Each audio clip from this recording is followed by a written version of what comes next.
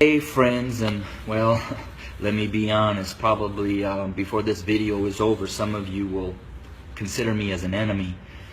But I wanted to share a couple minutes about my thoughts, not only on the tragedies that we have been experiencing over these past months, and especially these last couple of days with the shootings of our black men, but what I'm coming to learn over my 23-year journey of being a white man, living and ministering amongst my black family here in several inner cities of Chicago. And I'm going to speak very black and white because, let's be honest, it's a black and white issue. I want to take you to the book of Exodus, chapter 1, and I wanted to share a little bit of what took place prior to the rise of Moses. When I read that, it talked about that the Pharaoh became concerned and very fearful that the Hebrew slaves were growing in number and in power. So in order to maintain their oppression, he put upon them great labor. He put upon the Hebrew slaves cruelty to keep them down. However, they still grew. And so he brought together some midwives, and he instructed them that when a Hebrew boy was born, kill him. Well, these midwives did not follow, and the Hebrew slaves continued to grow. Eventually, the Pharaoh became so hatred and towards those Hebrew slaves that he made a decree. He put out an order that male baby boy Hebrew slaves were to be killed by casting them into the Nile River. Let's look at America. We brought blacks into this country as slaves. We never intended them to be anything other than a slave. But they began to grow in number and in power, and eventually they fought their way to some freedom. So we became even more cruel. And to keep our black Americans down, we lynched. But yet they rose.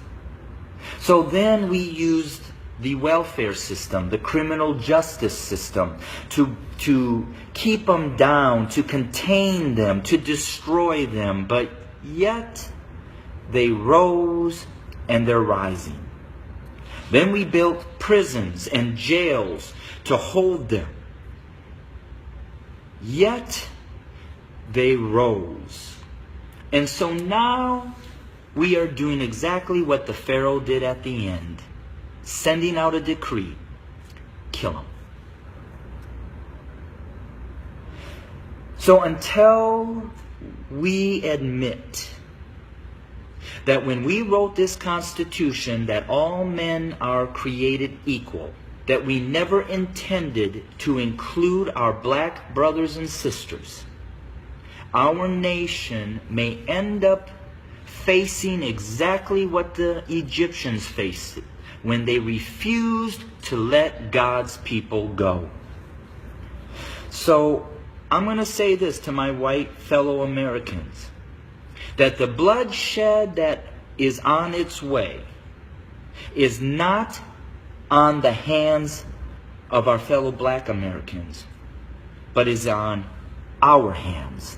We are the ones that are refusing to let God's people go. We are the ones that are refusing to acknowledge that we do not value our black brothers and sisters as equal individuals or equal Americans as us white men. And to my black brothers and sisters, the racial issues, as I've said, have been there from the very foundation. But why do we see it more? Because there's a shifting. See, us white men have been at the head since the foundation. But we've had a black president. And you know, we've done everything in our power to keep him from really changing things. Now we have another minority rising to the top, a white female. What does that say? Those of us who are white men who have been at the head are now starting to see and fear that we are going to become the tail. And we know what we've done to you. And so now we're fearful that you're going to do to us what we have done to you. But I will say this. I've lived in a black community for 23 years. I've never been treated the way that this country has treated my black Americans. So I call out my white Americans to say we better heed, repent, acknowledge, and change. Because if we don't, I just want to again say this.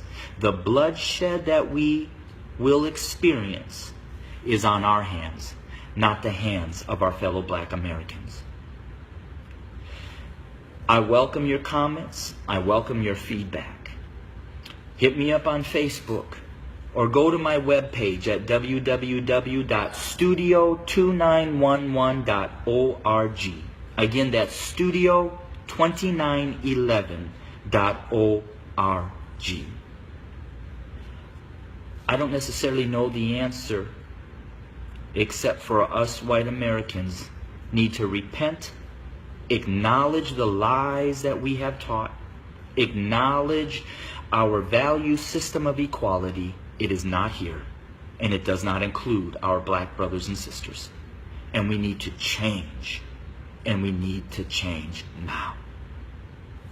Thanks for your time. Bless you.